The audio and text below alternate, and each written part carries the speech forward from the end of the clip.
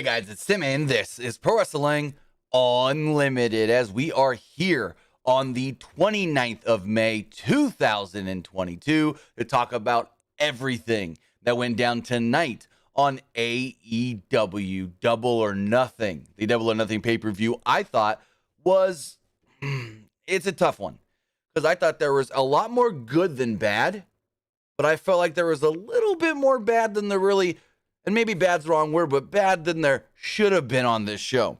A little bit more not good than there really should have been on this pay-per-view. And we'll get into all of that in a little while. I mean, out of the 13 matches, and yes, there were 13 matches on this show, and this show did feel long. I feel like most of the matches were pretty good and entertaining. A couple of the matches really didn't vibe with me, and that's just my opinion. My opinion is not going to be the same of everybody else. And some of the matches where I thought they were going good early kind of got dragged out and were too long for what they needed to be. But with that, I know you're probably going to ask the question, why are you still live on YouTube and Twitter? I thought you were moving everything exclusively to Twitch. Well, we will be, but I never got. So I filled out all the paperwork. We were asked to join the Twitch Sports Accelerator program. I filled all the paperwork out, but haven't got that final boom, you're in yet. And since we haven't got that final boom, everything is approved, you're in yet, that means we are still currently technically allowed to stream on both Twitch, Twitter, and YouTube all at the same time. So that is why I can be on Twitter right now, or Twitter and YouTube, because officially Twitch hasn't given me the shut it down on the other side stuff email. They've gave me the, all right, you're accepted, fill out this contract, then we will give you the all good after you fill out the contract. So I'm waiting on the all good from the contract being filled out. And because I haven't got that all good, that means we can be still on YouTube for the time being right now. Now, I could have just moved everything to Twitter or Twitch now to try and condition you guys for the future. But I thought, you know what? This is such a big pay-per-view. This was such a big show. And I can still do YouTube right now. We'll do YouTube for you guys that do want to still watch over there. So that's the thing going on with that. But eventually, once I do get that green light and halt everything else from Twitch, everything will be moving over. But right now, the actual 100% start date is not known yet at the moment. I think what I'm going to start doing is just to get you guys used to Twitch. I think Mondays and Fridays, the wrap-up will be only on Twitch, but we will still do until we can't anymore. We will still do the reviews on both Twitch, Twitter, all right, on all Twitch, Twitter, and YouTube until Twitch tells me to shut those down. But I think I will do just the wrap-up only on Twitch to get you guys used to, hey, only on Twitch. So a slow rollout is, I think, the plan for right now. But with that, if you are watching on Twitch, you can help us out a couple of different ways. You can help us out by hitting that donate button down below or donating Twitch bits in the live chat. Also, remember, you can help us out by subscribing to the channel one of two different ways. You can either subscribe with a tiered subscription, or you can subscribe with Amazon Prime. Because remember, if you have Amazon Prime, you take that Prime account, you take that Twitch account, you link them together, bada bing, bada boom, you're Prime Gaming. Prime Gaming gives you a lot of cool things, like free games, gives you free stuff for games, and it always gives you one free subscription to any Twitch channel that you want to subscribe to. I'd really appreciate it if that one channel was right here, Pro Wrestling Unlimited. But on the flip side, if you're watching over on YouTube, you can help us over there as well with a super chat or a super sticker donation. Remember, all super chats do get read live on the air. Also, remember, you can hit that join button down below to become a channel member. As a channel member, you get early access to news, early access to podcast episodes, early access to non-news videos, and so much more. But if you say, yeah, but I don't want to give any money to YouTube, and I know sometimes it's hard to find the member-only stuff on YouTube, well, you can always head over to patreon.com/PWU Unlimited. Head over to Patreon and subscribe over there, and that way, well, it more directly supports us, and it's a more concise, easy to find everything way. If you are subscribed at tier 2 or above, you will get you do get, because it's already up, our Double or Nothing graphics package. So all the graphics you've seen us use here throughout the months for AEW Double or Nothing 2022, those are now available for you guys to actually use. Next week, I will be putting up my WWE Hell in a Cell graphics package as well for you guys to use at your leisure as well. And finally, if you want to support us, head over to the Epic Game Store. Head over to the Epic Game Store and buy something, whether that's a new game, an old game, a free game, or bucks for either Fortnite, Rocket League, or Fall Guys. It's going to ask you, well, do you have credit code? And you do. It's right here. It's PW Unlimited. Again, that credit code is PW Unlimited. Use that on the Epic Game Store or certain Epic games and their launchers on the PlayStation, the Xbox, or the Nintendo Switch. But with that, we've got AEW Dynamite to talk about, and I did just get a message. Let me double check this really quickly. That is nothing. And what is this one? Nothing as well. Okay, those are just from random stuff. But with that, the action kicked off on the buy-in. The action itself did kick off on the buy-in, where before we even had a match, we had the Acclaimed and the Gun Club come out. And basically, Max Caster did a rap. The Gun Club did some shtick. And Bowens called them ass boys. Nothing much really to talk about. Then we had the first match of the night. It was Hook and Danhausen against the team of Tony Nese and Smart Mark Sterling. This match went, I want to say, about 5 minutes and 20 seconds or so. No, 5.5 minutes. I had that wrong. 5.5 minutes. The Hook took Nese down right away, and the heels regrouped, though. Danhausen tagged in Nese and opened himself up for a headlock before leveling him with a shoulder tackle. Danhausen used evasive maneuvers and attempted a curse before hitting a diving Hurricane Rana and cursing Sterling. Sterling distraction was enough for Nese to take out Danhausen. There was a suplex from Danhausen that allowed him to reach Hook for the tag. Someone says there is a... We'll get to it in a second. I see your comment. Fonzie, I'll check that here in a moment. Nese wanted to tag out, but Sterling dropped off the apron. This allowed Hook to hit repeated suplexes. Nese tagged himself out, and Hook took out Sterling with an overhead throw. Hook had Sterling beat, but opted to tag in Danhausen, who got the pin and picked up the victory. So with that, Hookhausen picks up the win here. And the question now is, do they remain a team? How long do these two actually remain an actual team in All Elite Wrestling? What are they going to do as a team? How do they act as a team? You know what I mean? Like, what is the plan for these two going forward as a tag team? Are they going to start getting ranked? Are they going to go for the tag titles eventually? I mean, I think a lot of fans would like to see these guys go for the tag titles. And I do see, there we go. I have fixed it. Let me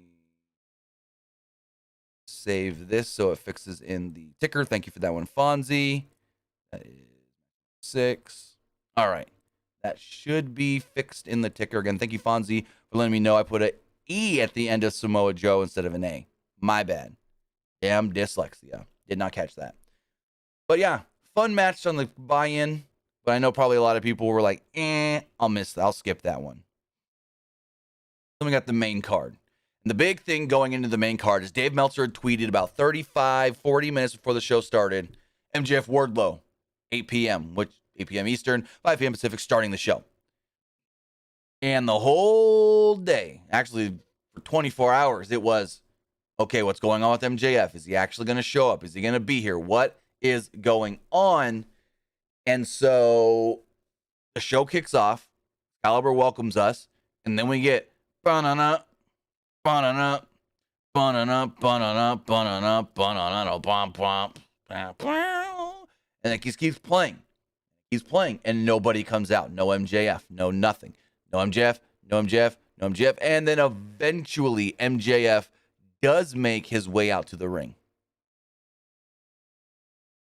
And as far as MJF being at the show, even though it was very highly in question, according to Fightful's Sean Ross Sapp, he did tweet out stating, quote, MJF claimed to us that he showed up shortly before his match, left right after, and has a lot to think about. So looks like, all the claims of hour before the show, MJF has not been seen. Hour before the show, MJF has not been seen. 45 minutes before the show, MJF has not been seen. Seems justifiable because, well,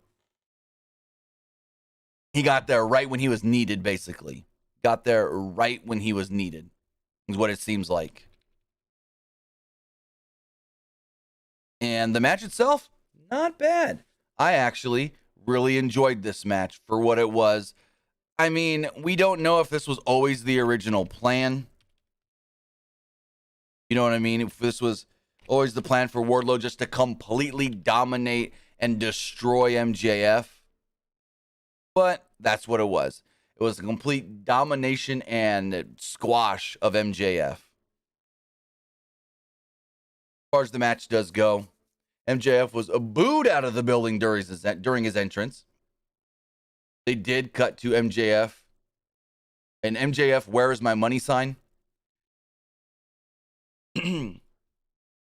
And there was a lot of different chants from the crowd, like they were chanting, he showed up. And then at one point, Wardlow's in the ring. So Wardlow, great entrance here. They've been doing the whole Wardlow no music. Wardlow handcuffed. Wardlow security down to the ring. And then the fans do the Goldberg. Wardlow. And so Wardlow gets in the ring. MJF jumps out. He starts circling the ring. And he's circling. And he's circling. And he's circling. And he jumps up on the apron and the crowd starts chanting, please don't die. Please don't die. Please don't die. Please don't die. And it's like, whoo. Yeah. Well, he kind of did die. It was a 7.5 minute match. And it was all Wardlow. It was all Wardlow. MJF powdered to the floor early. Like I stated, Wardlow turned his back and MJF took a shot. Wardlow shrugged it off and set it for a powerbomb symphony, forcing MJF to escape again. Wardlow stopped a sunset flip attempt and got MJF up for a powerbomb, but MJF bit his way out of it. Wardlow shrugged off more strikes until MJF poked his eyes. What says I spelled MJF? No, or MLF? No, it should say MJF in the ticker. We'll see it when it comes through. But I just literally saw it. It says MJF. We'll double check that. Wardlow caught MJF in a powerbomb position on a leapfrog attempt. MJF turned it into a Hurricane Rana pin and got a 2 off of it. Wardlow then kicked out, and MJF sold his knee as if he was injured.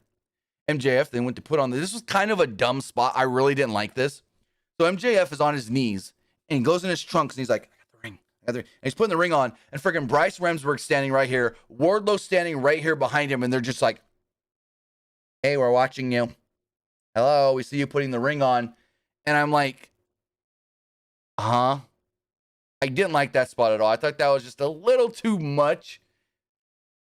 Or it's like, I gotta use the ring. And they're just sitting there watching him put it on, like, we see you. You're not hiding anything. I was like, MJF acted like a spoiled brat here at one point. MJF offered to quadruple Wardlow's pay, and they shook on it. But then Wardlow wouldn't let go. Wardlow started the Powerbomb Symphony. 5 powerbombs later, Wardlow went for the pin, but 1, 2, he let it go. After 5 powerbombs, or 5 more, and a total of 10, Wardlow pinned MJF and picked up the victory. After the match, MJF was stretchered out of the building with a actual neck brace on. Then it was weird. They went to put like oxygen mask on his face, but Dr. Samson put it on his nose and over his eyes for some reason. That was kind of weird. He stretched him out, and Wardlow stood in the ring all like, with no music playing. Still no music. On the ramp, Tony Schiavone then announced Wardlow. He said, according to Tony Khan, Wardlow is officially all elite. So, a lot of people did not like how much of a squash this was. And the big question that I got asked was this always the plan of the match? Or did they change the plan to this big of a squash because of what MJF did yesterday? And that is something I don't know. And I don't know if and when we'll find that out. Like I think, and like I don't think, I basically, like, it was a foregone conclusion. Wardlow winning was always the only move they could do. There was never another way out of this. Wardlow always had to win this match. But was there ever a plan for MJF to get a little more out of this match, if you know what I mean? To not get so squashed and just looked just inferior, I guess you could say, to Wardlow. Like I said, we had Caprice Coleman join commentary, and I missed the first about minute and a half to 2 minutes of this match because my internet glitched out, and I literally had to unplug it, plug it back in, wait like 90 seconds or whatever. Like, my internet glitched right as they were saying Caprice Coleman's on commentary, and then like, whoa, everything froze up, and then I noticed like the red light on my router box. So I unplugged it really fast, plugged it back in, waited the 60 to 90 seconds, and I was back up. So I missed the entrances where apparently Jeff Hardy just did not seem right. And something happened at the beginning, and I wasn't able to rewind it. But this was the Hardys against the Young Bucks. Match went about almost 19 minutes, about 18 and a half to 19 minutes. So the Mats, I guess you could say, started off the match. They performed counter wrestling until the Younger brothers tagged in. And Jeff and Nick went back and forth until Nick rolled to the floor and regrouped with the cutter. Nick tripped upon re-entry, and the Hardys took out his brother. The crowd chanted Brandon Cutler, so Nick went out and shoved him in anger. Matt Hardy took out Matt Jackson with a clothesline and a suplex. The Hardys dropped Nick on his brother. Nick countered a step-up attack and an enziguri before landing a super kick on Matt Hardy. The Bucks isolated Jeff and beat him down with frequent tags. Jeff came back with a double clothesline, but Cutler pulled his brother off the apron, stopping Jeff from making the tag. Jeff avoided a whisper in the wind attempt from Matt Jackson and fired back well with one of his own. Matt Hardy got the tag and repeatedly drove the Bucks face first into the turnbuckle. He then did the same to Cutler before hitting a side effect on Nick for a 2. Matt sent Hardy to the floor. Nick sent Matt Hardy to the floor, and hit an X Factor on Jeff before we got a short parade of moves from everyone. Hardy looked for a springboard, but Nick super kicked him off the ropes onto his fellow Hardy brother. Nick then landed a flipping senton onto both Hardys. Bucks did the risky business on Matt and got a 2 off of it. Nick then inadvertently hit his brother with a rising knee, then inadvertently cracked Cutler in the face out on the floor. Jeff landed a diving shoulder block on Nick as Matt Hardy that is, hit a side effect on the apron. The Hardys hit poetry in motion, and Matt Jackson countered a twist of fate by slingshotting Matt Hardy into his brother. But Jeff countered on the top with a jawbreaker. This was a really cool move, but at this point, Jeff seemed very out of it. Like, very out of it. And this jawbreaker spot was very risky. Very risky. Matt Jackson avoided a swanton bomb and hit a twist of fate, followed by a Nick twist of fate for a very close near fall. Jeff Hardy then avoided a BTE trigger as the Bucks cracked their knees together. The Bucks recovered and flattened both Hardys with super kicks. As the Hardys knelt, the Bucks laid in repeated super kicks. They flipped off the Bucks, and the Hardys kicked out at 2 when both tried to go for the pin, both Bucks. The Bucks then turned the steel steps on their side and perched Jeff on them, but Matt popped up and hit a BT bomb on Nick. Jeff placed Matt Jackson on the steel steps and landed a just devastating-looking swanton bomb from the top rope to the steps on the floor onto Matt Jackson. Oh, and the way Jeff's doing the swanton now is where he just dead weights right on top of you. That had to not feel good for Matt Jackson. Inside the ring, Matt Hardy hit a twist of fate for a close near fall. Nick cradled Matt Hardy, and Hardy came back with a side effect and a twist of fate. Jeff climbed the ropes and landed a swanton before picking up the victory. So with that, the Hardys defeat the Young Bucks in a pretty good match, but most of this match, Jeff really just seemed out of it, and I don't know why. Then we got a weird video with the Acclaimed and the Gun Club. They're partying in Vegas. Got to Billy Gunn, finding them all, and disappointed. Hot Rod Bubba, I said BT Bomb. Did I not? I said BT Bomb. Then we had our first title match of the night. It was the TBS Championship, Jade Cargill versus Anna Jay. The match went, I want to say, about 7.5 minutes, and it went about 6 minutes too long.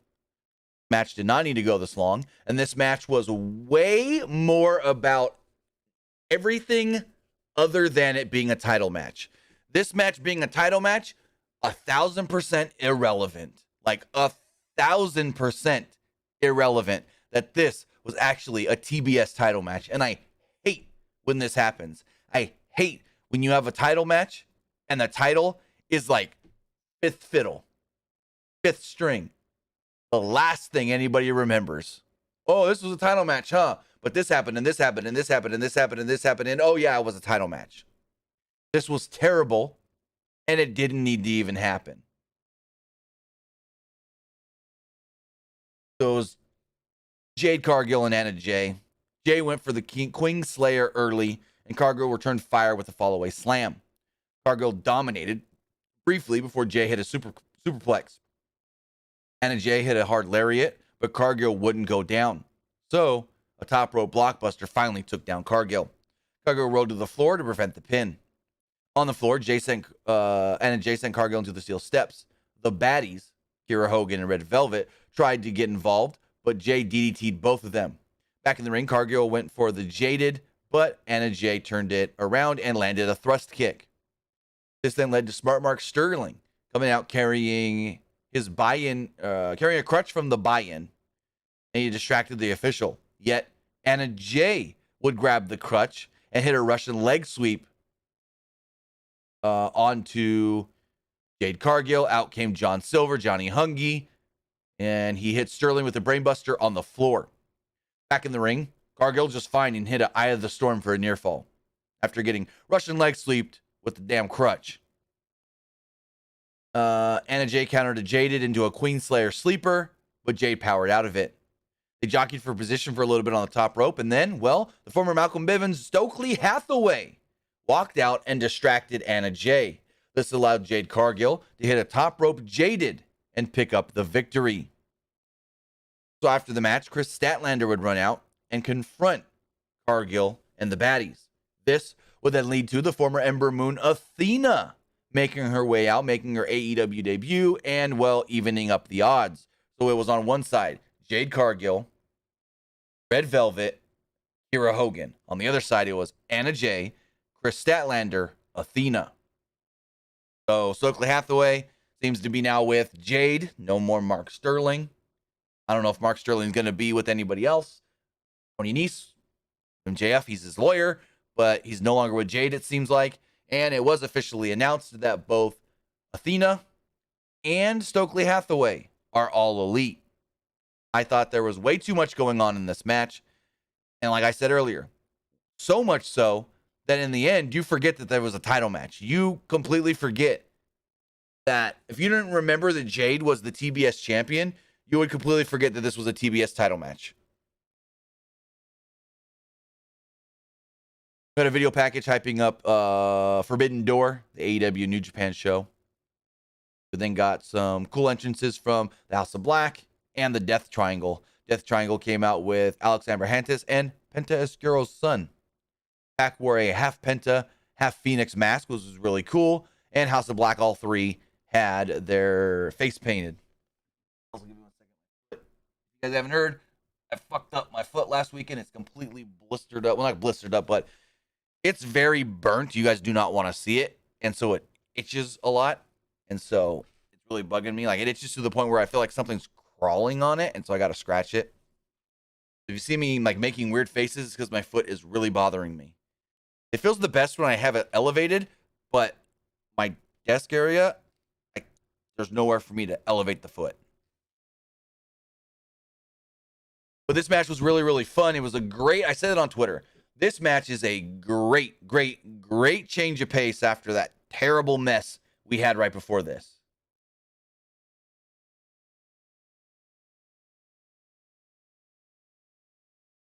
So this match was awesome. 6-man tag, trios, whatever they want to call it. And Phoenix and Black started it off with a back and forth counter exchange. They avoided each other's signature moves. And the heel, they avoided each other's signatures. And Matthews and Penta then finally tagged in, going back and forth, with the latter getting the better of the exchange. Pac then entered the match and had to face off with the giant Brody King. King sent Pac to the floor and set it for a big dive. But the two trios faced off in the middle of the ring before it all broke down. House of Black isolated Penta on their side of the ring, and Matthews took him out with a diving Meteora. I loved that there was a sign in the crowd that said, "Make Buddy M get tattoos." I loved that sign. It popped Nick. I sent Nick a picture of it after it got tweeted out, and he died. He laughed so hard. He LOL'd tremendously. Anyways, like I said, Matthews took out Penta with a diving Meteor, but Pac cut him off with a poison Rana and a running lariat. King then flattened Pac with a black hole slam. House of Black isolated Pac on their side of the ring. Pac avoided a corner cannonball from King and reached Phoenix for the hot tag. Phoenix fought off Black and Matthews on his own before he and his brothers hit simultaneous thrust kicks on Matthews. They then landed simultaneous tope con grillos on the House of Black. A triple team splash on King got a 2. Phoenix called for a suplex on King, but instead launched him off of the drop kick. Matthews blocked a suicide dive and hit a suplex on the floor. Pac landed a Fosbury flop on Matthews. Black hit an Orihari moonsault on Pac. Penta hit a dive on his own that left King, who sort of landed the tope con Kyo, but yeah, like Brody King does a flip dive over the top rope and doesn't really make it past the top rope. I thought he was going to crack his head on the apron. So happy he didn't. Because basically, like, say my fingers are the ropes. He does the... Hold on. Actually, I could do it.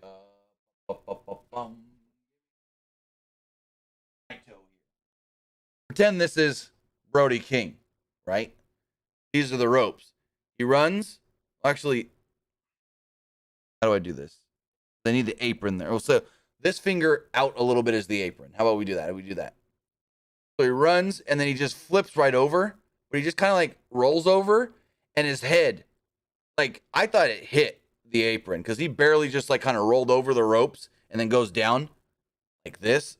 Rink. I thought he cracked his head on the apron, but luckily he didn't. He was fine. Back in the ring, the House of Black crushed Phoenix with a Dante's Inferno, but Death Triangle broke up the pin. Death Triangle came back and hit each with a thrust kick. Pac hit a sheer drop brainbuster on Black, but Matthews broke up the pin. Penta stepped up and jumped off his brother and hit a destroyer on the apron. Then the Lucha Bros hit a foot stomp DDT combo on King on the floor. Black was alone in the ring against the Death Triangle and ate 3 thrust kicks. The Lucha Bros wanted the foot stomp pile driver combo, but Black countered and hit a spin kick on Phoenix. Pac cut Black off and set up for a Black Arrow. Matthews stopped him. Pac recovered and hit a springboard 450 slash on Matthews, over Matthews onto Black. Pac then dispatched Matthews and crushed Black with a snap German suplex. Alex Abrahantes then distracted the official, and Pac kicked Black low. Pac then got to the top rope and set up for the Black Arrow when the lights would go out. When the lights came back on, Julia Hart was standing in the corner. She looked straight up at Pac and spit the black mist in Pac's face.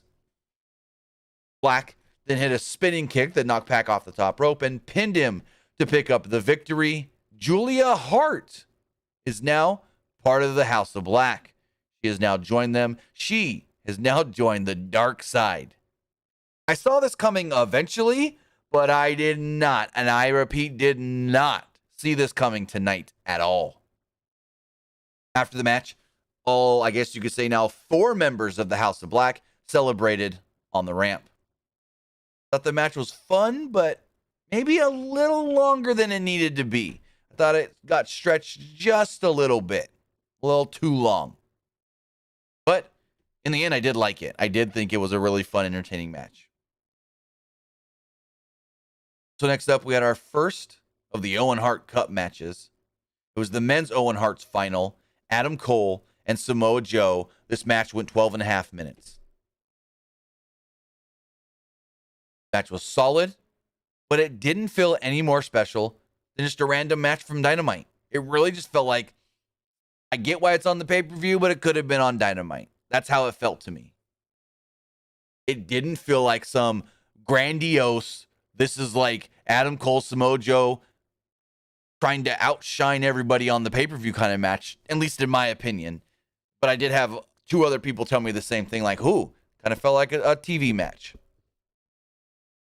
Early on, Joe peppered Cole with right hands early on. Said that twice, I don't know why.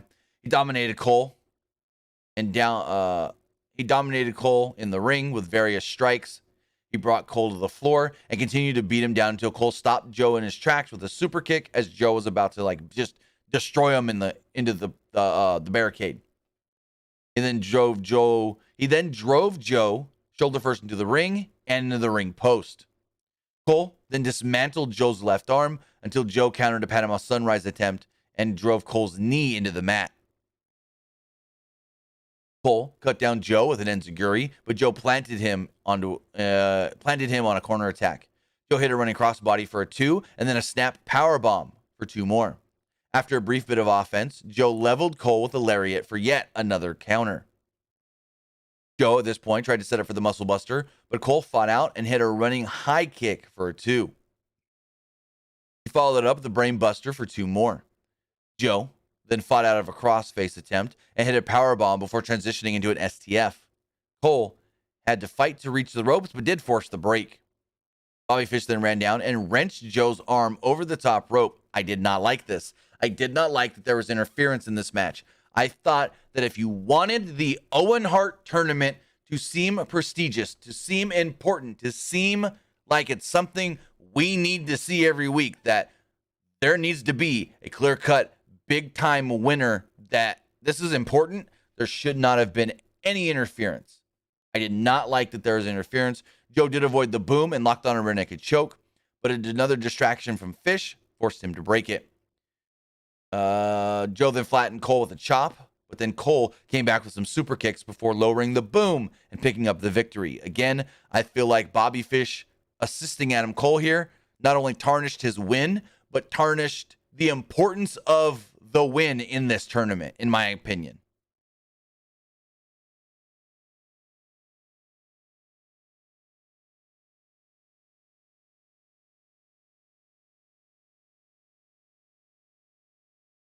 So Adam Cole wins, and then they let us know that, hey, there's that trophy and those titles up there on the top of the ramp. We will hear from Dr. Martha Hart after the next match, which is the women's finals, and then she'll present the winners with whatever the winners are getting.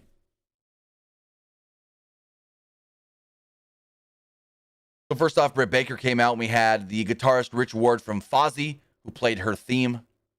Then Justin Roberts goes, ladies and gentlemen, Rancid, and they had the entire band play Ruby's theme. I thought this was super cool. I loved that the entire band was there to play her theme. It wasn't just like a couple members or like the singer singing it over a track. No, they had the entire band there to play Ruby's theme, which is awesome. Because if you don't know the song, Ruby, Ruby, Ruby, Ruby, Soho. The lead singer of Rancid suggested that to Ruby after she was released from WWE, going, if you still want to be Ruby, you can be Ruby Soho and use our song. So I thought that was really cool. Unfortunately, though, the match itself wasn't all that cool, and there was nothing really of note in this match. It actually went longer than the men's match. It went like 14 minutes or so, and it really could have been 10. It really could have been 10. Because, like, the first 10 minutes of this match, I feel like nothing happened, and they were kind of just, like, going through the motions. It got good towards the end, but it just felt like for the first, 3/4 of this match, they were going through the motions. Neither woman could really establish an advantage early on. Then Baker was quick to lay in some kicks. Soho returned fire with an arm drag and a clothesline before hitting a running drop kick on the outside.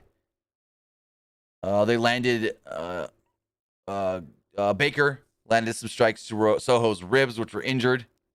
and Baker took advantage in the ring.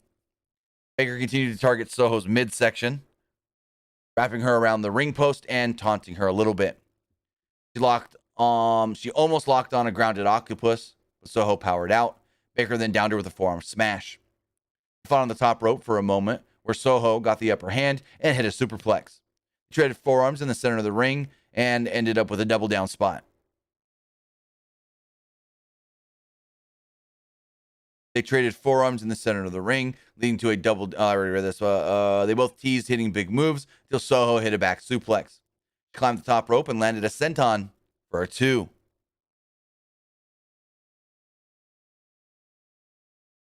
Let's do that. Where was I? Once again, they jockeyed for position on the top rope, and Baker dumped her down and hit a curb stomp for a very close near fall. She put on the glove and called for the lockjaw, but Soho rolled out of it. Baker caught Soho and went for it again, and she struggled again. Soho transitioned into a pinning attempt, which eventually led to Baker having to let go of the hold and the kick out, whatever. She then hit the no future, Soho that is, and then locked on a sharpshooter, which wasn't even a damn. She goes to lock on this sharpshooter, almost falls on her face, and it's literally, she's got the leg kind of wrapped, but she's just sitting on Britt. She's not wrenching. She's not, tweaking the back like you're supposed to for a sharpshooter. She's just sitting on Britt's butt with the legs kind of tied up. And Britt's over here trying to sell this move that doesn't look painful at all, that doesn't look like a legit, that's going to hurt sharpshooter. Like, Ruby need a little help putting this sharpshooter on. Someone should have showed her beforehand, hey, you can't just sit down on a sharpshooter. You got to, bend the knees, pull, and stretch the back of Baker. It's not about wrapping the legs up and then just, I'm going to hold it. This was not good at all. Not good at all. And Baker just didn't look good trying to scratch and claw and fight out of it. I get maybe the way, it was hard for her to get out of it because Ruby's leg was just sitting on her. And so she was literally pulling the entire weight of a Ruby halfway across the ring or whatever. But this sharpshooter looked bad. After a long fight, Baker did finally make it to the ropes. Soho landed a victory roll, but Baker turned it into a cradle and just boom, it was over. Picked up the victory. Then after the match, Adam Cole came back out with a Owen Hart Cup tournament shirt on. He handed one to Britt Baker, and they introduced Dr. Martha Hart. I did like before Martha came out, Britt hugged Tony Schiavone, and Adam Cole kind of walked up and gave Schiavone a stink eye, hey, get off my woman. I did like that for a second, but Dr. Martha Hart came out with Tony Khan. Khan gave her a kiss on the cheek, and then this just went way too long. So Martha thanked the crowd for the warm welcome, and then the crowd just starts going, "Thank you, Martha. Thank you, Martha. Thank you, Martha." She said that the tournament was to celebrate the craftsmanship and the skills of her late husband. Finally, he can be celebrated within the squared circle. She thanked AEW, the competitors, her children, the foundation committee, and the fans for making the tournament a success. Hart then congratulated the winners and said that for next year's tournament, she wants to see everyone wearing a beautiful hat like the extravagant one she was. And no, she looked like she was from the old 1800s. This hat was worse than the Lacey Evans hats she used to wear. The list goes on and on and on and on. And finally, she gives Adam Cole and Britt Baker respective championship belts that look like the old Stampede Wrestling Championship belt. She also grabs the trophy and kind of waves it around and then just puts it down. I don't know what the trophy's for, but Adam Cole and Britt Baker each respectively got belts. And that's what they get for winning. When Tony Khan was asked by Sean Ross Sapp on the media call, hey, so what are the winners going to get? Belts? Are they going to get a trophy? Are they going to get a medallion? What are they going to get? And Tony Khan just goes, well, I can't tell you that right now. It'll be revealed at the pay-per-view. It was just a belt. I mean, it was cool that it literally looked just like the old Stampede Wrestling NWA belt. But he could have just said, it is a very special commemorative belt. Could have said that. But I felt this whole Martha Hart thing was kind of just like there and one of the weaker points of the show. Because the way Martha was talking, it was really stick it to WWE. I let this company use Owen's name and likeness. I'm sticking it to you. Because she was like, he can finally be celebrated in the squared circle. You know, I want to thank AEW, their producers, and everybody for really showing Owen the love that he deserved for what he did. And I'm just like, really? You gotta try and stick it to WWE? She even thanked Chris Jericho and the producers of Dark Side of the Ring. Then we had a mixed trios match. It was American Top Team, Scorpio Sky, Ethan Page, and Paige Van Zant, against Sammy Guevara, Frankie Kazarian, and Ty Conti, which there's more to this match that didn't take place on the show. It took place kind of on Twitter even after, so we'll get to that in a minute. And this match was we're going to be sports entertainment. We're going to hide Paige Van Zant and her flaws. And yeah. So,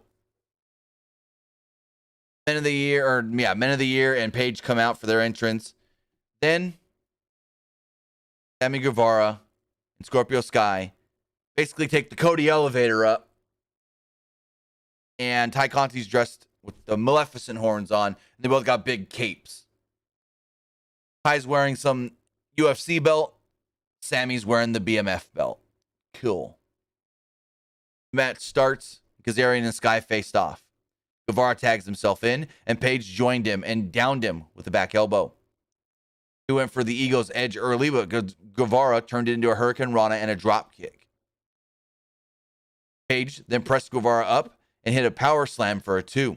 Guevara regained control, but he and Kazarian had some miscommunication a little bit on the tag, allowing Sky to beat him down. Conti then racked Sky's back, allowing Guevara to hit a jumping cutter. Guevara tried to get on the same page as Kazarian, and they worked together to isolate Sky a little bit. There was a distraction from Paige that allowed Sky to hit a flatliner, but Conti knocked Van Zant off the apron before she went to go for the tag, or could go for the tag. Guevara and Conti then celebrated in the ring, but Kazarian wanted the tag. Guevara was just completely healing it up. Kazarian started to get frustrated and actually shoved Sammy. Sky finally escaped out of the ring and reached Van Zant for her first action of the match. She took down Conti and laid in some ground and pound before hitting a clothesline. Then hit a back handspring elbow. Van Zant wanted the TKO, but Guevara broke it up. So Van Zant landed a body shot and a tilt-a-whirl DDT. Same one that we saw her do on her TikTok. She then sent Conti face first into Guevara's junk, then hit a Michinoku driver for a 2. Conti came back with a judo takedown and a bicycle kick. After a back-and-forth exchange, Conti hit a knee face buster. Guevara and Conti made it out of the ring and ended up surrounded by America Top Team. Kazarian opted to leave, and then Kazarian opted to leave them high and dry. Guevara made a one-man comeback, but gave Kazarian a chance to re-enter the ring with a slingshot cutter for a 2. Guevara had enough, but he inadvertently struck Conti, kicked her, allowing Sky to hit the TKO and pick up the victory. So he pinned Kazarian. Guevara and Kazarian now, can never challenge for the TNT Championship as long as Scorpio Sky is still the champion. And I want to pull up a tweet here. Frankie Kazarian. So let's do this, and this.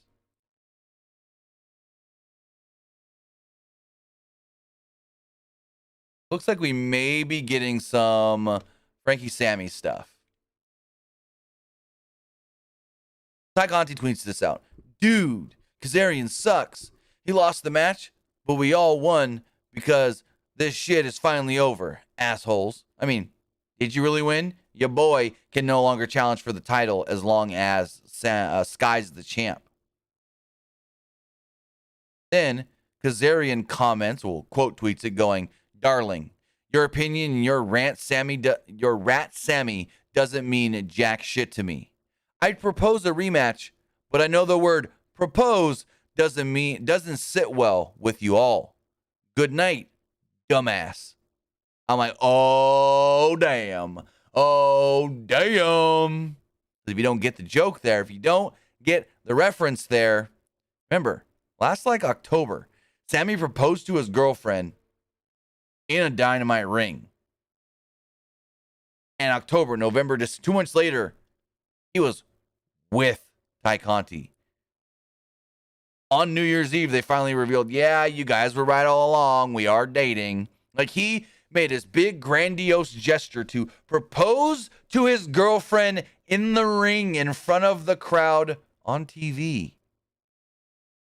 And then broke up with her and got with Ty Conti 2 months later. Magma Lord, you tell him. It's scripted, not real.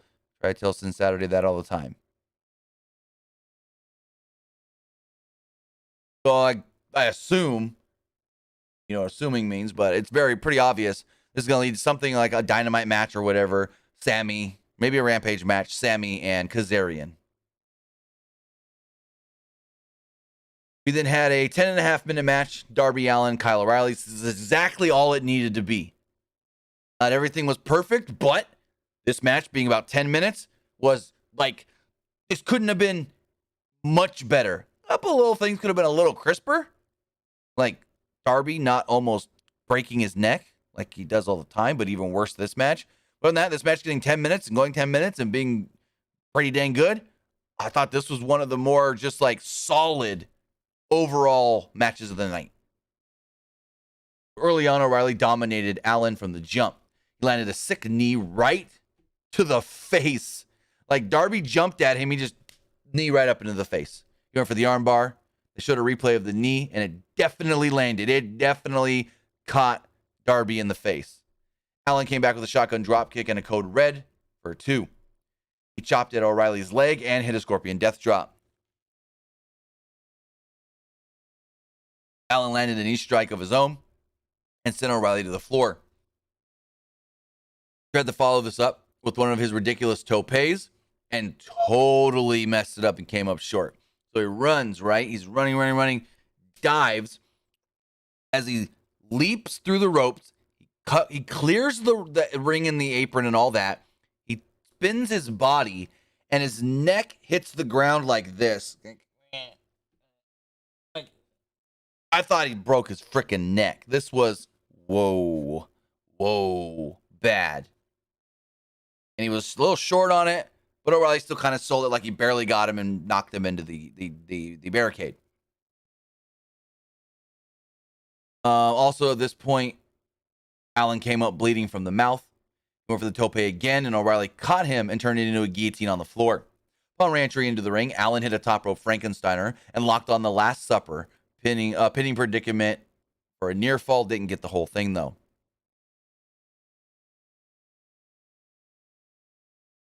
O'Reilly came back with a stiff shot and hit a vertical brainbuster for a 2. He went for the cross arm breaker again, but couldn't quite get it in.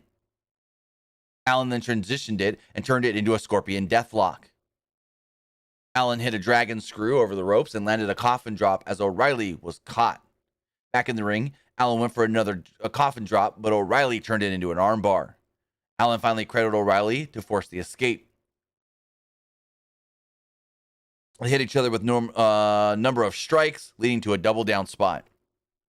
O'Reilly choked Allin with his chain and landed a soccer kick, but Allin kicked out at 1. He then hit a second soccer kick for a 2, and a third and a diving knee to pick up the victory. So there we go. Kyle O'Reilly does defeat Darby Allin, and I saw someone go, man, Darby showing tribute to Owen even though he wasn't in the finals with that sharpshooter. And I go, no, that's not showing tribute to Owen. That's an homage to Sting. Scorpion Deathlock. Some people just don't get it, man. As we move forward, we had the second title match of the night, the AEW Women's World Championship on the line. Thunder Rosa versus Serena Deeb, and boy, did this match go long. Match it was 16, almost 17 minutes. Felt longer. And it was good technical wrestling, but it just did not click. I did not enjoy this match for the most part. I felt it was too slow. I felt it was too, like they were trying to keep a pace because they knew they were going over 15 and they don't want to tire themselves out early, but it was just too slow. So they performed some pretty good chain wrestling early, but it was more like squeeze the hands, shoulders, push. Squeeze the hand, shoulder the other one, push down. For a while. Not much. Just like in the other women's match, the Britt Baker Soho match. Not much happened in the first half of this match. So at one point, Thunder Rosa hits Dustin's drop down like uppercut deal and sent Deeb to the floor. Deeb avoided a baseball slide and whipped Rosa into the ring post. Followed up with a neck breaker over the ropes. Deeb then hit another neck breaker and got a 2 off of it. She used the ropes for leverage and continued to target Rosa's neck. Rosa powered out of a neck crank and they traded strikes in the center of the ring. Rosa got the upper hand and whipped Deeb face first into the turnbuckle. She followed up with double knees and a running drop kick. Rosa then hit a Northern Lights suplex bridge for a 2. Deeb came back and locked on an octopus. She turned it into a flipping neck breaker and only got a 2 off of it though. Rosa countered a leg sweep attempt into a crossface, but Deeb cradled her right out of it. Not a bad sequence there. I liked that one. Deeb tried to lock on the stretch muffler, but Rosa fought out and smashed Deeb's knee against the mat. There was then another double down spot. At one point, Rosa hit a diving double stomp to the back and the Fire Thunder driver for a near fall. Deeb chopped at Rosa's leg and applied a figure 4 leg lock. They traded slaps, and Deeb hit Deeb had locked on some sort of a hold. I wasn't sure exactly what it was. Rosa rolled to the floor to break the hold upon re-entry. Deeb hit a dragon screw over the ropes. Deeb then hit the Deeb tox, but Rosa got her foot on the bottom rope at the very, very, very last millisecond. Deeb then went for the Serenity Lock and then opted to powerbomb. Hit a powerbomb before going for a Texas Cloverleaf. Rosa reached the ropes to break the hold, though. Deeb wanted the Deeb tox again, but Rosa went for the cradle to break it up. Rosa then cracked Deeb with a high kick and then hit a superplex into a Fire Thunder driver to pick up the victory. I thought the finish looked really good, but for the most part, the match, just especially the first half, to me felt like nothing happening, just like in the Baker Soho match. And that happens a lot in women's matches that seem to go long, that they don't have them do much early, and then they really rev it up later on in the match. So then, we have probably the best thing of the show. Anarchy in the arena. Justin Roberts grabs the mic and says, "Shit's about to hit the fan." What was that? Someone outside just went, "Oh yeah." That was weird. So, JAS come out. And basically it's supposed to be the indoor version of Stadium Stampede. And it's exactly what it was. This was literally the crowd doesn't have to watch on a screen, even though, yes, most of the crowd's going to watch on a screen version of Stadium Stampede. This is we ain't got a big-ass football field, so let's just say it's not Stadium Stampede, even though it is. Regardless, this match was so much fun. So violent. So awesome. So JAS come out, and they allow the crowd to sing Judas, which kind of shocked me a little bit. Then, Wild Thing plays. Now comes Moxley and Danielson and Kingston and Santana and Ortiz. As they're walking down, the JAS say, "Screw it." And they jump into the crowd. They go on the attack. And they're all brawling as we still hear Wild Thing. Hard thing. And the song's still playing over the freaking loudspeaker as all these guys are just going at it and going at it and going at it and going at it. And I'm just like, this is the coolest thing ever. They're just going to keep playing Wild Thing till like the track runs out. And then it sounds like it loops and starts over and just keeps on going and going and going. And I'm just like, oh my God. And they start pairing off and I'm just like, why is it Moxley and Jericho and not Moxley and Kingston? This whole thing was all built around, I mean, not Moxley, Kingston, Jericho and Kingston. This entire match was built around the Jericho Kingston feud. And Jericho and Kingston basically did nothing to each other. Like, what? First to bleed, though, Matt Menard. And this goddamn saint of a man said, make me bleed, Eddie, as much as you can. Because quickly, this man was not only face covered in blood, but blood just dripping down him and all over Kingston. This man said, I'm going to bleed and make me bleed. So Matt Menard and Kingston were going at it as Jericho tried to escape on a scooter. Moxley locked him in a rear naked choke. Danielson. What is Chase Parker? They still call him Chase Parker or Angelo Parker? Angelo Parker. Danielson teed off with Angelo Parker. And I don't know what it was, but the way like Danielson had the tank top on and the hair down, he just looked like a complete badass ready to brawl. We had Santana and Ortiz out there with Hager at one point going at it in the ring.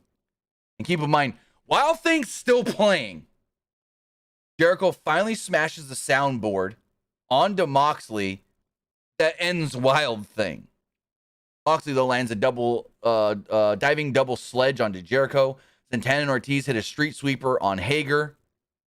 Basically they call it the street sweeper, but it's kind of like a blockbuster thing. Basically, this was wild. So I think it was Ortiz. I always get them mixed up for some reason, especially when they have the face paint on and their hair's the same. Like they both got it kind of up. And hold on.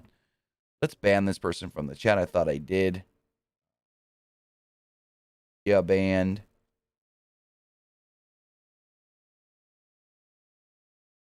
All right. So basically, I forget who it was. One of them, I think it was Ortiz, had Hager on his shoulders.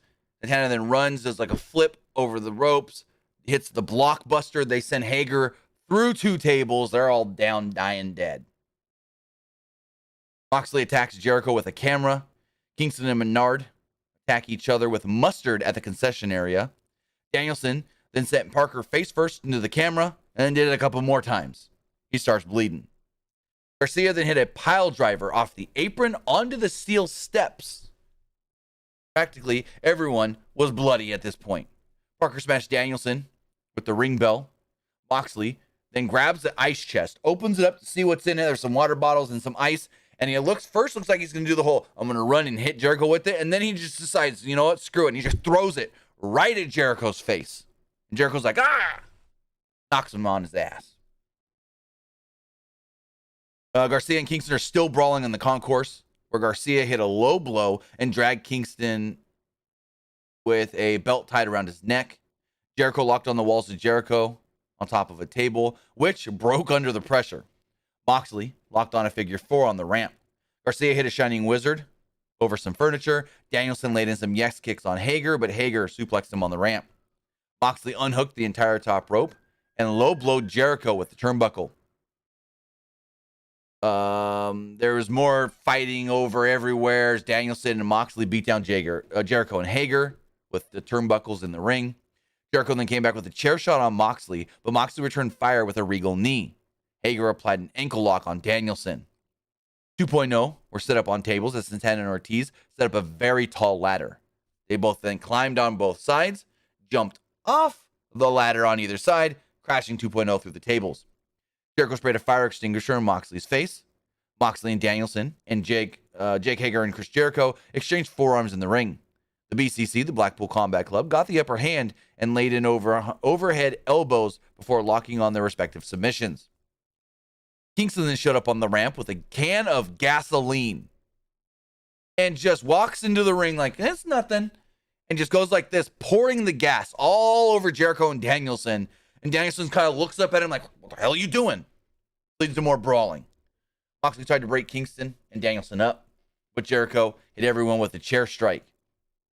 Hager then sent Moxley backwards onto a barbed wire board, perched on a table, which didn't break, and then there was a Judas effect that wiped out Kingston. Jericho whacked Danielson with a turnbuckle pad, and Danielson kicked out of a great near fall. Danielson fought off Jericho and Hager with some yes kicks. He then hit a Busaku knee on Hager. He then hit it on Jericho through a chair for another great near fall. Crowd thought that was it. Thought Jericho was out, done? No. Danielson laid in more kicks on Jericho before leveling him with a nice Tajiri-style buzzsaw kick. He tried to kick Jericho's head in, but Hager took Danielson out. Took out Danielson with Floyd the Bat. Jericho then locked in the walls of Jericho as Hager grabbed the top rope, basically wrapped it around Danielson's neck and just pulled, choking Danielson. Eventually, Danielson passed out. The referee said, "That's it. We're calling it. Done. Let go." The JAS pick up the victory with Bryan Danielson passing out. I was a little let down that Kingston dropped gas on them and nothing happened with the gas. And Jericho never got to play the wizard. No fireballs. Jericho never got to play the wizard in this match at all, which is also a little disappointing with the whole, I'm a wizard, fireball. He's done it like 2 times, I think, and nothing. I saw the gas and I go, oh no, who's getting lit on fire with a Jericho fire? Nothing. No one. A little disappointed by that. But other than that, this match was so much fun, so different than anything else on the show. I highly appreciated how different it actually was. It was basically the we don't have a football field attached to this building version of Stadium Stampede.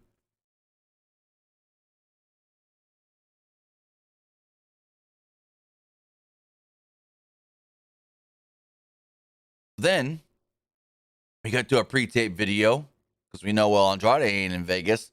He just got married on Friday to Charlotte Flair, or Ashley Fleer. He's in his office with Jose. Said that he wasn't here in AEW to lose. The AFO, they're a bunch of losers. Jose, the assistant, had a contract ready. And there was a knock on the door.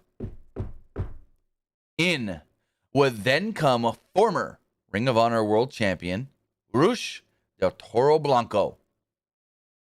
He performed the Ingobernables pose, and Rush seems to now be in All Elite Wrestling with Andrade. And I marked out for this going, oh my God, this is the perfect thing for Andrade.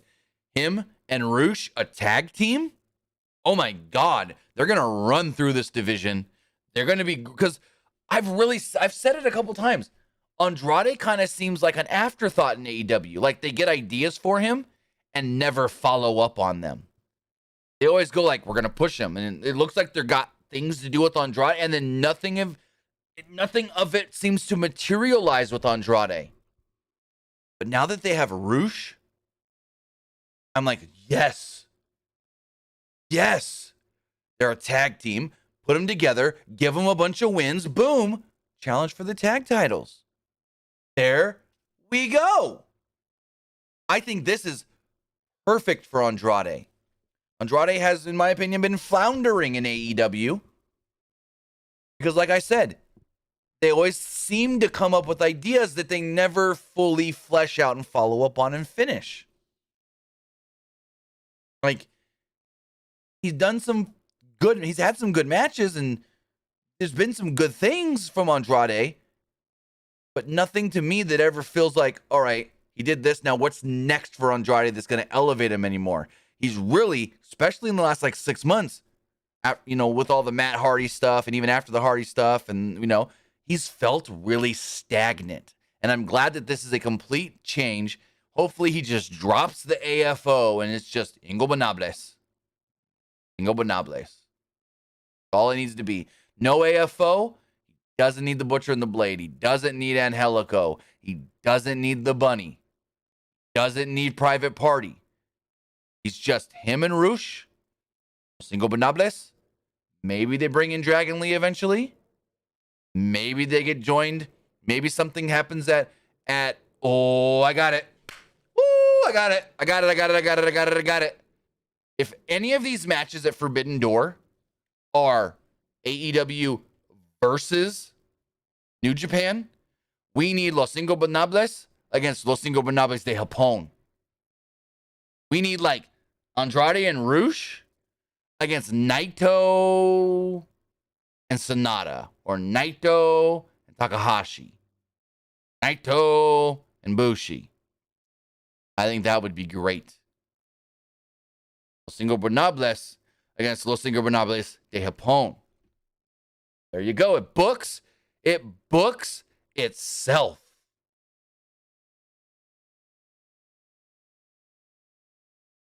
Also, I think someone just sent me something from the scrums, because the scrums are not allowed to be filmed or what's the word I'm looking for?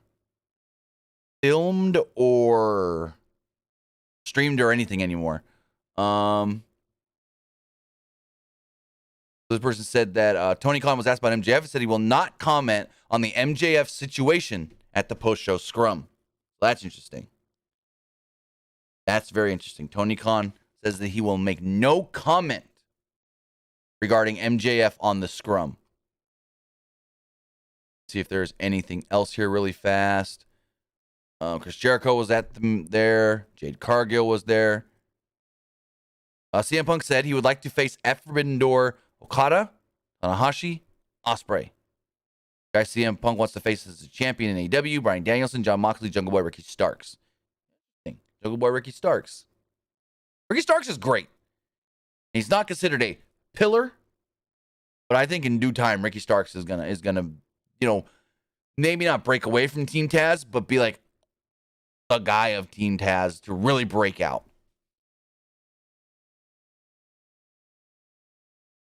CM Punk also said, as the face of AEW, he's going to do everything he can to put more money in the pocket of AEW. Tony Khan put over CM Punk. Says no one has done more for this company than Punk. Says Punk works extremely hard. Tony Khan says, quote, CM Punk is the biggest financial success story we've had. I guess. As far as the final two matches do go. Exactly, Magmalord. What was the point of the Wizard Fireball stuff if it didn't culminate in this match? If there wasn't a fireball, I'm a wizard. I said that to my buddy that was here with me watching, and I said, Jericho keeps calling himself a wizard, and he's throwing fire in people's face, yet didn't do any of it tonight. What was the point over the last month?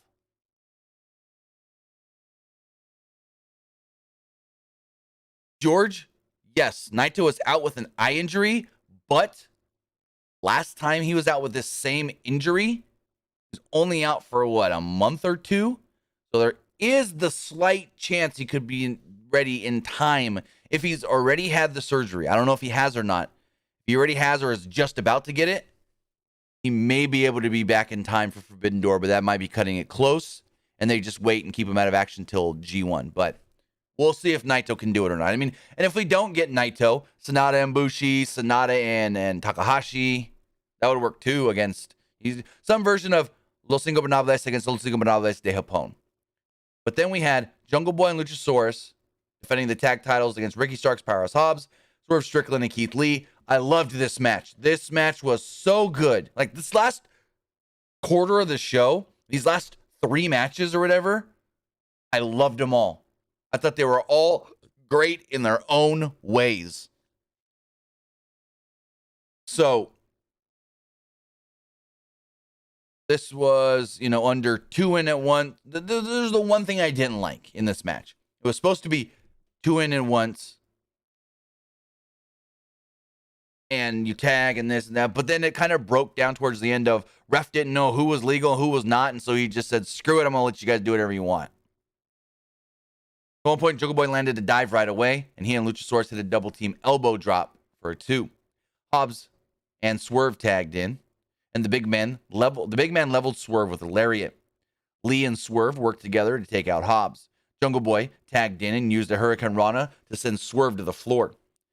He hit 2 suicide dives, but Keith Lee caught him on a third and powerbombed him onto Luchasaurus. Literally, like, lifting him up, powerbomb on Luchasaurus, lifting him up, another powerbomb on Luchasaurus. I'm like, oh man, that's the way to use a guy as a weapon.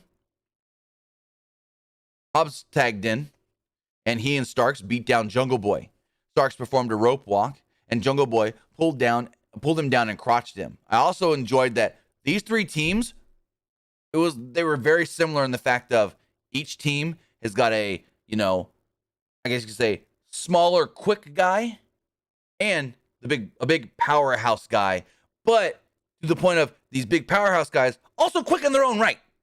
Also can do some moves you aren't expecting from big power guys. So I loved how these 3 teams all so evenly matched.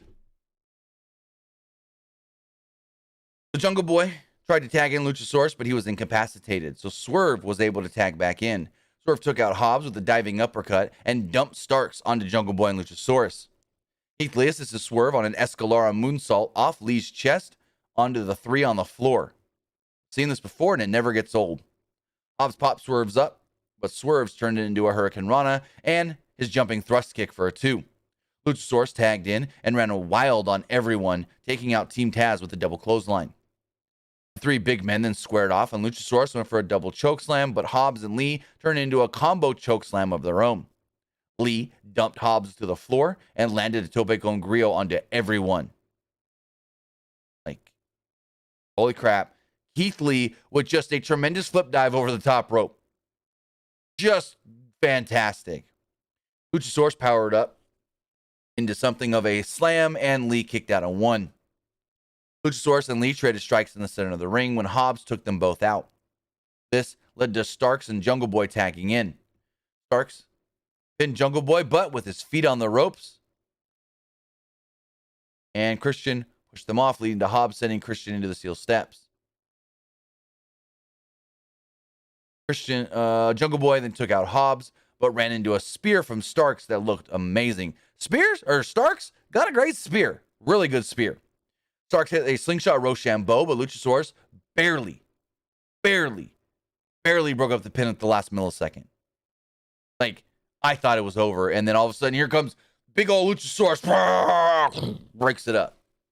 Hobbs hit a couple spine busters, but Swerve hit a pop-up stomp onto Hobbs. Luchasaurus inadvertently booted Jungle Boy, and then was pounced by Lee.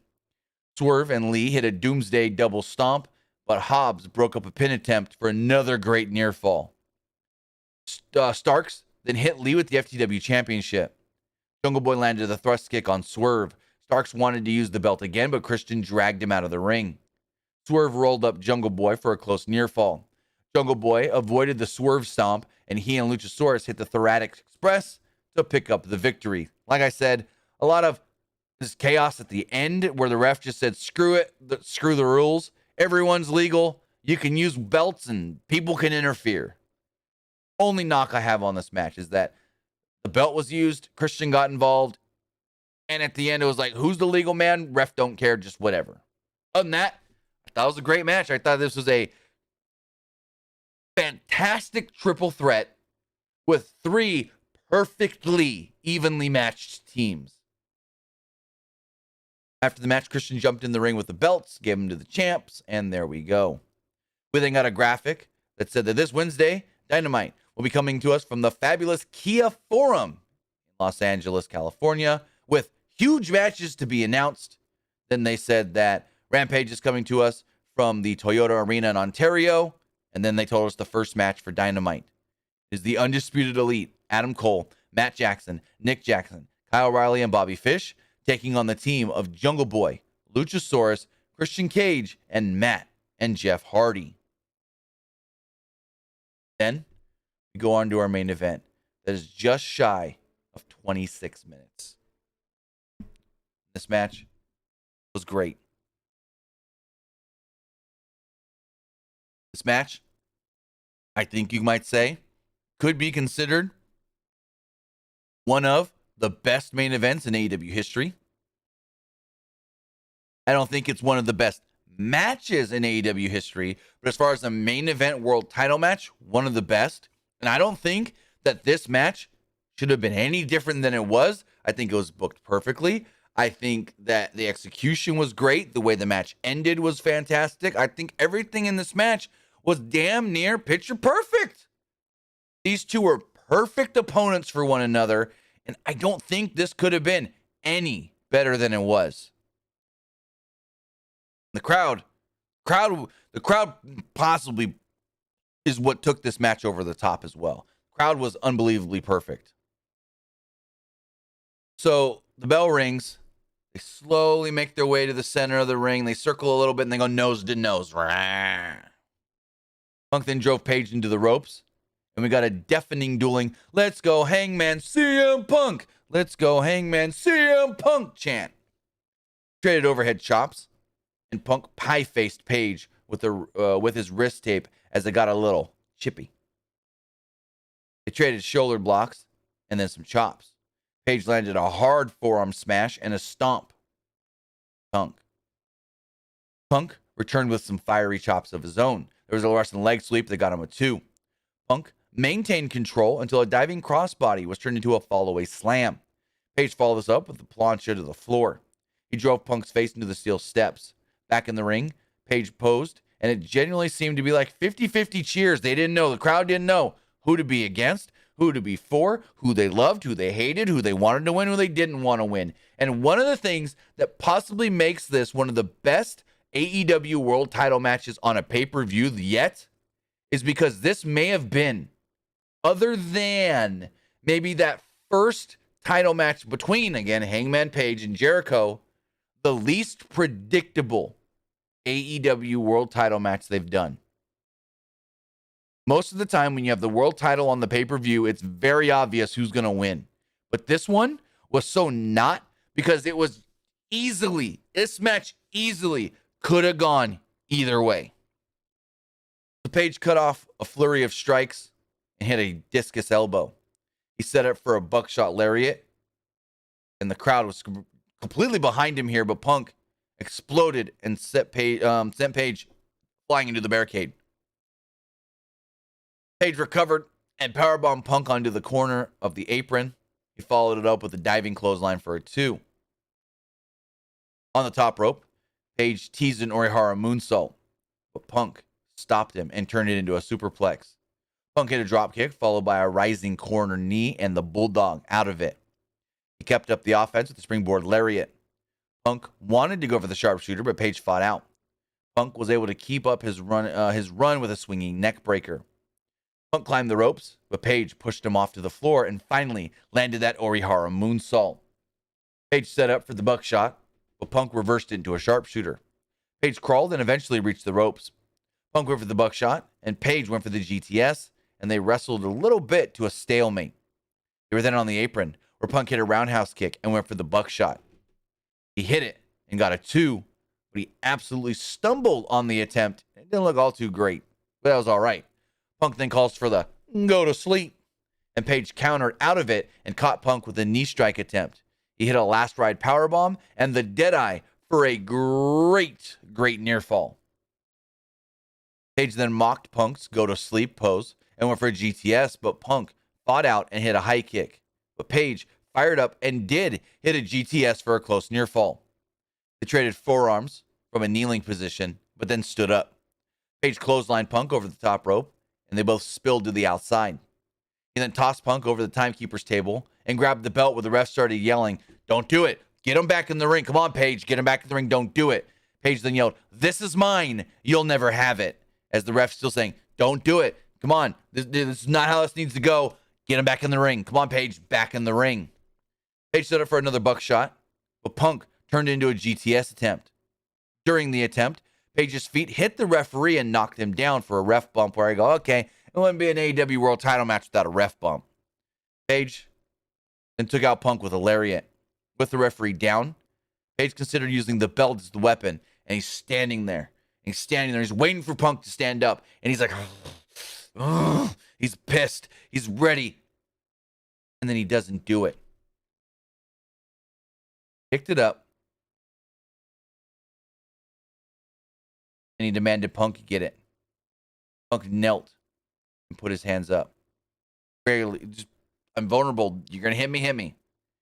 And instead he drops the belt. He couldn't do it. He went for the buckshot. Punk turns it into a GTS. The ref finally kind of scampers over. 1, 2, 3.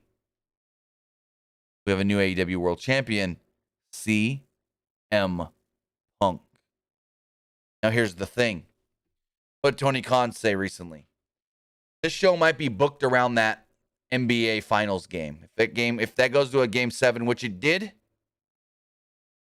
Boston beat Miami. I think is what it was. Yes. Boston beat Miami 196. They will now face the Golden State Warriors. Here's the thing. Tony Khan said, we may be booking around that basketball game where all the big action good stuff is after the basketball game. And that's basically exactly what happened. The Anarchy in the arena match went head-to-head with the basketball game. And then we had 2 tremendous matches after that, even though that match was really, really good as well. But it was really like everything against the basketball game was kind of just cool, whatever. First half of this pay-per-view really seemed there. So I don't like that Tony Khan was like, all right, so a lot of people are probably going to watch that basketball game, so we're just going to have a lot of filler stuff and stuff go long, so that way the stuff that we really want to be good can be after the basketball game. And that's why I think some of these matches that I said I felt long that didn't need to be long were purposely long to stretch out so we can get the bigger, more, as you say, entertaining matches, the better matches, more important-ish matches after that basketball game. That's why so many of these things went over 10 minutes. I mean, of the 13 matches, 3, and we're counting the buy-in, went under 10 minutes. Everything else was 10 minutes or more. So, 10 and a half minutes or more. So I really felt like a lot of this was, we're going to stretch all this out for time. So when that basketball game was over, now you're really going to get the good action. And I don't like that, but it's what Tony Khan did. And we can't complain forever now. It happened. But with that, those are my thoughts. What I thought. AEW, Double or Nothing. I thought, overall it had more good than bad, but it still did have, in my opinion, more not good than it should have, if we're being completely honest. But with that, you know what I thought of the show. Now it's time to hear what you guys thought of the show. Remember, you can put a super chat in the YouTube chat. You can text into 510-906-1341. Again, that's 510-906-1341. But first, let's check the polls. As far as the Twitch poll does go, 75% of you liked the show. 25% thought it was just all right. As far as the, let's see,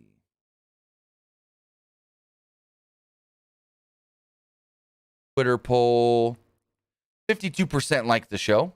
23% thought it was just all right, and 23% did not like the show.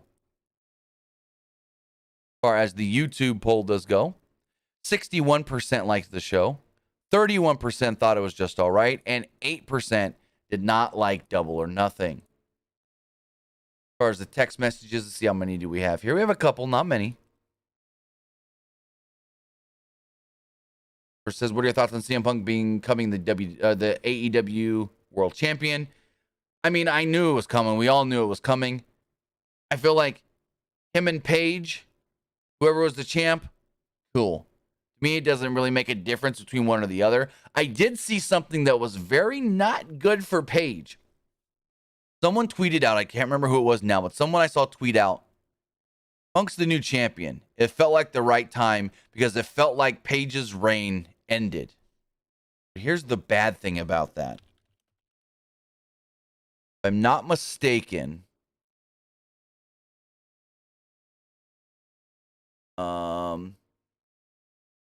Paige had the second shortest reign of anybody that held that title, the 5 now champions. Because Jericho had the title for 182 days, Moxley 277, Omega 346, Hangman 197. And for Hangman to have the belt for such a short time, technically, compared to, Moxley and Omega, who really held this title for a long time, someone saying, I felt like Hangman's run was done. It felt like the end of when he should have dropped the belt. Kind of seems like, ooh, so you didn't think his run was as good as Mox or Omega. But that wasn't the only tweet where I saw perfect time to change the belt. It felt like it was, I saw a couple tweets that basically said the gist of it felt like Hangman as the champion ran its course. And you never want to hear that of it ran its course. It felt like the time for it to be over. Because it was kind of just like, oh, okay. You were just waiting for that right person to come to take the title off of him almost. Person says, who do you think? I hate these kinds of questions. Who do you think takes the title off of this guy and this guy and this guy and this guy and this guy? Like, I don't know who all the next challenger is going to be. It's harder to predict that in AEW than any other company, especially coming right off the pay-per-view, because they rarely hint anything early. We have no idea what's coming next for any of these champions because AEW does a good job of coming out of the pay-per-view. They very rarely hint what's next for their champions before Dynamite. And another one, who do you see the next challenger for Thunder Rosa? Who do you think beats Jade for the title? It's all the same stuff. But with that was AEW Double or Nothing. I want to say thank you guys for joining me here. Twitch.tv/PW Unlimited, YouTube.com/Pro Wrestling Unlimited, and Twitter.com/PW Unlimited. Remember, we will be back live tomorrow morning for the Wrestling Wrap-Up. Wrestling Wrap-Up, only going to be live on Twitch, twitch.tv/PW Unlimited. And then as soon as we are done with the live stream on Twitch, it'll go immediately up on YouTube. So with that, guys, I want to say again, thank you for joining me here. Have a great night. Have a great rest of your weekend. A lot of you probably have a 3-day weekend, maybe 4-day weekend. Don't got to go to school or work tomorrow. So have a great one, and I'll see you next time.